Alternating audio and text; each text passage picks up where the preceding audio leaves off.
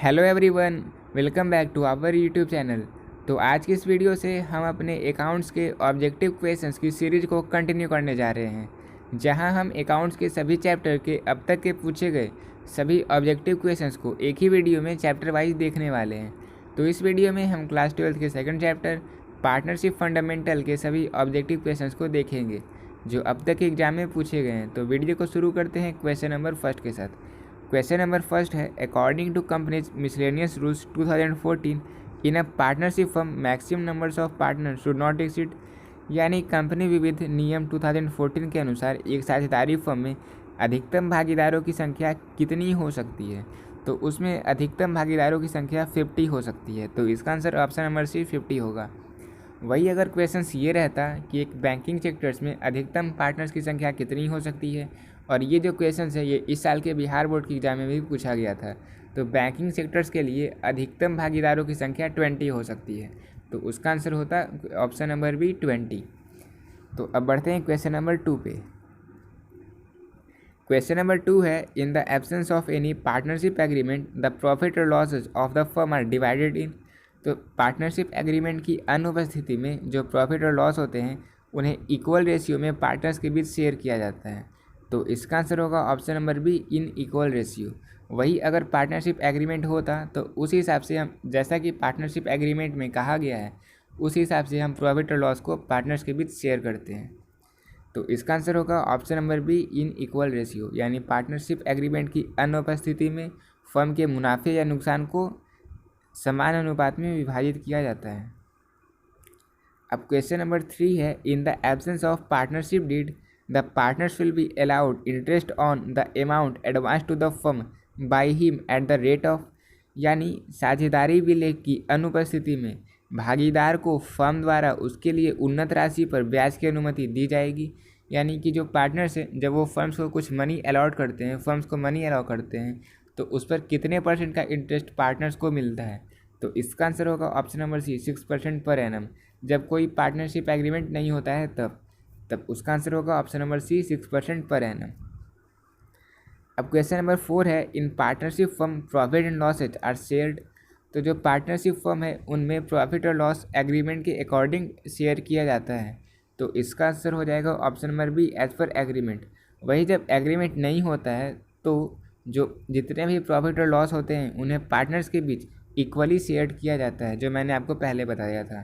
तो इसका आंसर हो जाएगा option number B as per agreement. यानी साझेदारी फर्म में लाभ और हानि साझा किए जाते हैं समझौते के अनुसार। अब क्वेश्चन नंबर 5 है, करेंट अकाउंट इज यानी समवर्ती खाता है। तो अकाउंट्स 3 टाइप्स के होते हैं, पर्सनल अकाउंट, रियल अकाउंट और नॉमिनल अकाउंट। और करेंट अकाउंट जो है वो एक इंडिविजुअल अकाउंट होता है, यानी वो पार्टनर्स का अकाउंट होता है। और जो पर्सनल अकाउंट है वहाँ हम देखते हैं यहाँ इंडिविजुअल्स के अकाउंट को बनाया जाता है। तो इसका आंसर हो जाएगा ऑप्शन नंबर ए पर्सनल अकाउंट। यानी जो करेंट अकाउंट है वो एक पर्सनल अकाउंट है। तो ये बहुत ही इंपॉर्टेंट क्वेश्चन है, ये क्वेश्चन एग्जाम में बहुत बार आया हुआ है। अब क्वेश्चन नंबर 6 है, profit and loss appropriation account is prepared. यानी लाभ और हानि विनियोग खाता तैयार किया जाता है।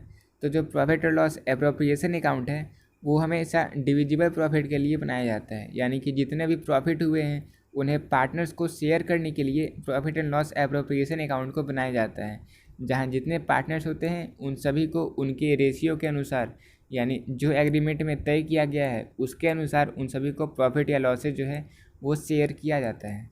तो इसका आंसर होगा option number C 4 divisible profit.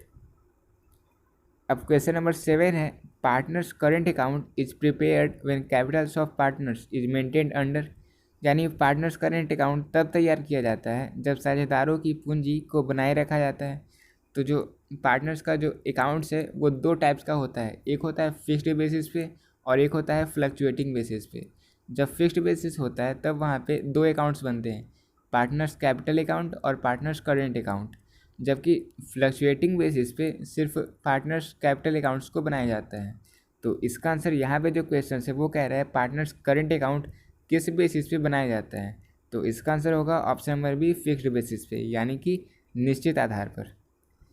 अब क्वेश्चन नंबर 8 है, interest on advance given to the firm is. यानी फर्म को दिए गए अग्रिम ब्याज क्या होती है। तो इसका आंसर हो जाएगा ऑप्शन नंबर सी, यानी कि चार्ज। जो इंटरेस्ट है जो एडवांस किया जाता है जो फर्म को, interest on advance given to the firm, firm को जो एडवांस दिया जाता है उस पर जो इंटरेस्ट है वो एक चार्ज होता है। अब क्वेश्चन नंबर 9 है interest on partners capital is calculated on.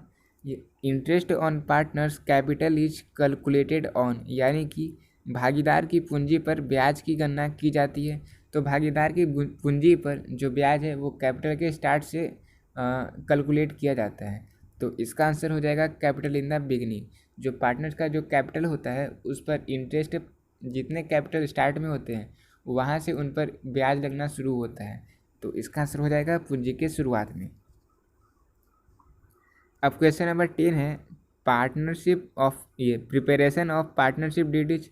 तो ये क्वेश्चन से बहुत इंपॉर्टेंट क्वेश्चन है और ये क्वेश्चन इस साल के एग्जाम में भी आया था और गलती से ही मैंने इस क्वेश्चन का आंसर कंपलसरी कर दिया था, इसलिए ये क्वेश्चन भी गलत हो गया था।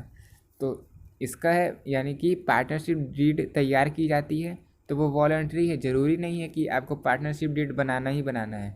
बिना पार्टनरशिप डीड के भी जो पार्टनरशिप फर्म है वो चल सकते हैं। तो इसका आंसर हो जाएगा ऐच्छिक यानी वॉलंटरी। पार्टनरशिप डीड की प्रिपरेशन वॉलंटरी होती है। अब क्वेश्चन नंबर 11 है partnership deed is also called. तो साझेदारी विलेख को आर्टिकल्स ऑफ पार्टनरशिप के नाम से भी जाना जाता है। पार्टनरशिप डीड को articles of partnership, partnership deed को आर्टिकल्स ऑफ पार्टनरशिप के नाम से भी जाना जाता है।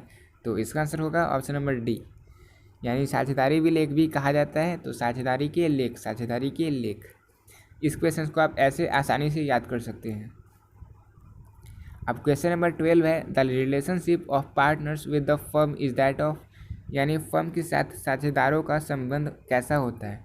तो फर्म के साथ जो साझेदार जो पार्टनर्स होते हैं उनका रिलेशन एक एजेंट की तरह होता है। तो इसका आंसर होगा option number C as an agent.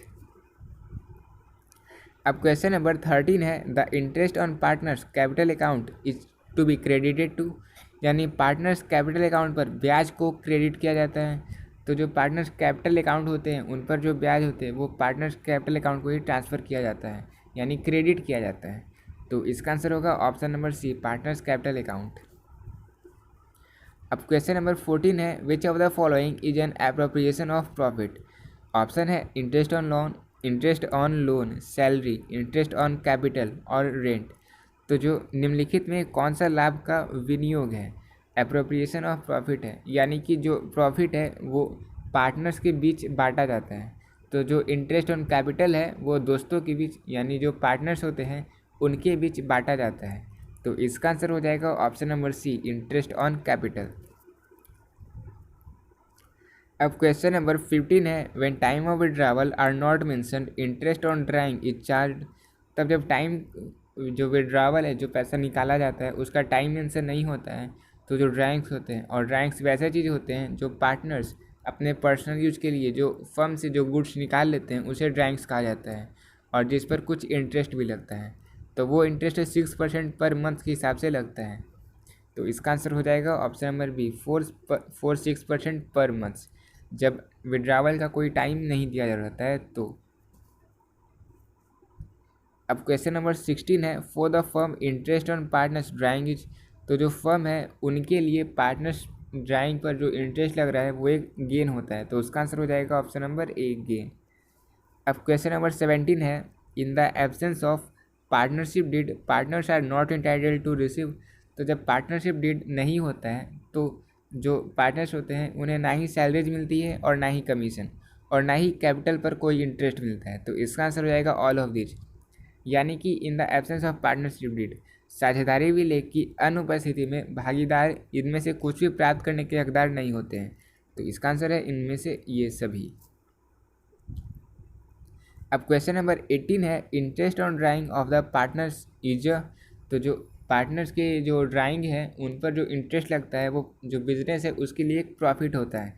तो इसका आंसर होगा option number B profit to business क्योंकि जो ड्राइंग्स है उन पर जो इंटरेस्ट लग रहा है वो पार्टनर से फर्म को जा रहा है यानी कि फर्म को पैसा और आ रहा है यानी फर्म्स को प्रॉफिट हो रहा है। तो इसलिए इसका आंसर ऑप्शन नंबर बी व्यवसाय के लिए लाभ होगा। अब क्वेश्चन नंबर 19 है in the absence of partnership agreement interest on partners loan is paid.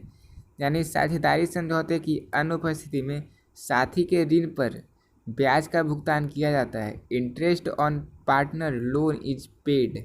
तो इंटरेस्ट जो पार्टनर्स के लोन होते हैं, जो पार्टनर्स लोन लेते हैं, वो 6% पर एनम के हिसाब से जो फर्म होते हैं उन्हें इंटरेस्ट पे करना होता है। तो इसलिए इसका आंसर हो जाएगा option number B, 6% per annum. जब कोई पार्टनरशिप एग्रीमेंट नहीं होता है तो जो पार्टनर्स के लोन होते हैं उसे 6% पर एनम के अकॉर्डिंग पे किया जाता है इंटरेस्ट, इसलिए इसका आंसर 6% पर एनम। अब क्वेश्चन नंबर 20 और ये लास्ट क्वेश्चन है।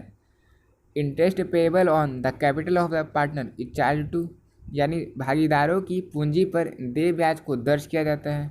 तो जो हम देखते हैं जो profit and loss appropriation account है वो इसलिए बनाया ही जाता है कि जो जितने भी पार्टनर्स हैं उन सभी को प्रॉफिट और जो प्रॉफिट या लॉस जो भी हुआ है फर्म में उन सभी को शेयर करने के लिए ही profit and loss appropriation accounts को बनाया जाता है। तो इसलिए इसका आंसर हो जाएगा option number B, profit and loss appropriation account. जो interest payable on the capital of the partner, जो पार्टनर्स के जो कैपिटल है उन पर जो इंटरेस्ट लगता है वो profit and loss appropriation account में ट्रांसफ़र कर दिया जाता है। तो ये थे सेकंड चैप्टर की कंप्लीट ऑब्जेक्टिव क्वेश्चंस। और अब इन क्वेश्चंस को देखने के बाद आपके एग्ज़ाम में इस चैप्टर से एक भी क्वेश्चन मिस नहीं होने वाला, क्योंकि यहाँ पर जितने भी क्वेश्चंस थे वो सभी एग्ज़ाम में आए हुए क्वेश्चंस थे। तो आपको ये वीडियो कैसा लगा कमेंट ज़रूर करें। इसी तरह से आपके रिस्पॉन्स पर हम और सभी चैप्टर्स की ऑब्जेक्टिव क्वेश्चंस की वीडियो लाने वाले हैं। तो इस वीडियो को लाइक ज़रूर करें और शेयर करना बिल्कुल भी ना भूलें। और अगर आपने अभी तक हमारे चैनल को सब्सक्राइब नहीं किया है तो अभी तुरंत सब्सक्राइब कर दें, जिससे आपको और अपकमिंग वीडियोज़ का नोटिफिकेशन आसानी से मिल सके। और अगर आप हमारे टेलीग्राम चैनल से जुड़ना चाहते हैं तो फिर डिस्क्रिप्शन में मैंने उसका लिंक दे दिया है, आप वहां से हमारे चैनल या फिर ग्रुप दोनों में ज्वाइन हो सकते हैं। तो दोस्तों आज के लिए इतना ही, मिलते हैं अब अपनी नेक्स्ट वीडियो।